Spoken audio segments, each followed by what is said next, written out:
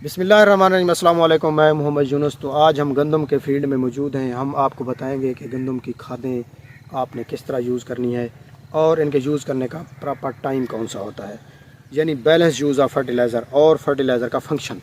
दूसरा हम आपको बताएंगे कि इरिगेशन यानी पानी लगाने का बेहतरीन टाइम कौन सा होता है। तो इस चीज़ को आप अगर फॉलो करें तो आपकी पैदावार 75 से 80 मन ईजीली आ सकती है। तो पहले हम यूज़ करते हैं बेसल डोज के तौर पर फास्फोरस, यानी काश्त के दौरान हम यूज़ करते हैं फास्फोरस, डीएपी। डीएपी का फंक्शन ये होता है कि पौधे का रूट जोन एरिया डेवलप होता है, यानी जड़ों की नशोनुमा बेहतर होती है। जड़ों का एरिया जितना ज़्यादा होगा तो उतना पौधे की खुराक की जो है लेने की सलाहियत उतना ज़्यादा होगी, यानी कैचमेंट एरिया जितना होगा उतना ही खुराक पौधा ज़्यादा ले सकेगा। तो इसके साथ जो वो टाइम तो जिन्होंने जितने ही काश्त के दौरान खाद यूज़ करनी थी कर ली। अब है हमारा पहला पानी। काश्त के 18 से 40 दिन तक गंदम झाड़ लगाती है, यानी टिलर का टाइम होता है, टिलरिंग बना रही होती है। तो उस वक्त आपने काश्त से 25 दिन बाद, 20 से 25 दिन बाद आपने पहला पानी लगाना है। पहले पानी के दौरान आपने यूरिया, 1 बोरी यूरिया और 6 किलोग्राम 33% आपने जिंक इस्तेमाल करनी है। अगर आप 27% जिंक इस्तेमाल करते हैं तो 7.5 किलोग्राम आपने जिंक का इस्तेमाल करना है। इन दोनों चीज़ों का फ़ायदा ये होता है कि गंदम जो झाड़ लगा रही होती है, अपने बच्चे पैदा कर रही होती है, तो वो 2 गुना 3 गुना ज़्यादा होते हैं। तो जितना टिल्लर ज़्यादा होंगे उतना स्पाइक्स ज़्यादा होंगे, यानी सिट्टे, जितना सिट्टे ज़्यादा होंगे उतनी आपकी पैदावार ज़्यादा होगी। तो ये दूसरे पानी का मरला, जब आपकी सॉयल ज़मीन तरबतर हालत में आ जाए तो आपने वीडेसाइड यानी जड़ी बूटियों का कंट्रोल करना है, उसका जहर आपने अच्छा जहर इंतखाब करना है।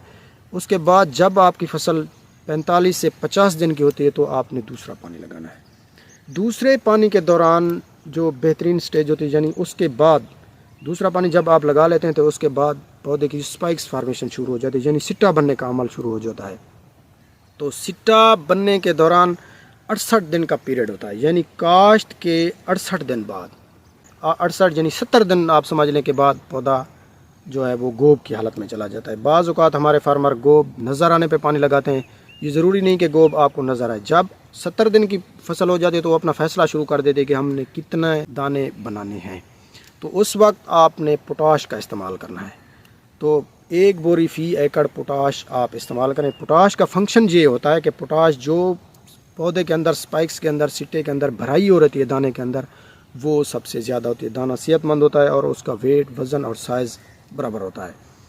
तो इस पोटाश की एफिशिएंसी को डबल करने के लिए आप 3 किलोग्राम बोरान का इस्तेमाल करें पर एकड़। बोरान 1 मरतबा साल में ज़रूर इस्तेमाल करें। ख़ासकर गंदम का जब आप दूसरा पानी लगाते हैं तो आप 3 किलोग्राम बोरान इस्तेमाल करें।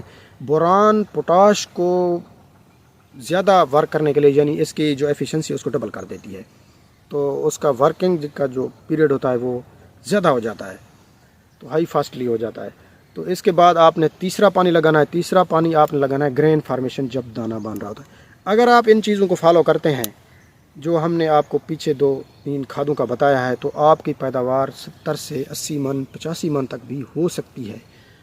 तो अपनी कीमती राय का इज़हार कमेंट्स बॉक्स में ज़रूर दें।